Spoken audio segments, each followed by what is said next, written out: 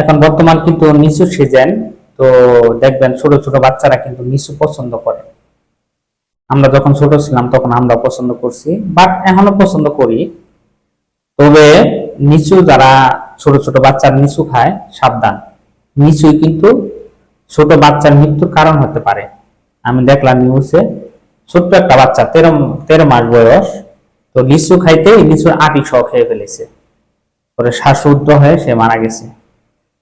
তো যারা লিচু নিয়ে আসেন বাচ্চাদের দেবেন, কিন্তু আঁশ বলেন বা খোসা বলেন যেটাই বলেন না কেন, সেটা অবশ্যই ওখান থেকে ছাড়াই দিবেন, ছাড়াই তারপরে বাচ্চার হাতে দিবেন। কারণ এটা হলো পিছলা, এটা মনে করেন খাইতেই মানে বৃত্তে চলে যায়, আর চলে গেলে তো ছোট বাচ্চা বৃত্তে যায়, শ্বাসনালী বন্ধ হলে কি মানুষের সাথে সাথে মারা যাবে।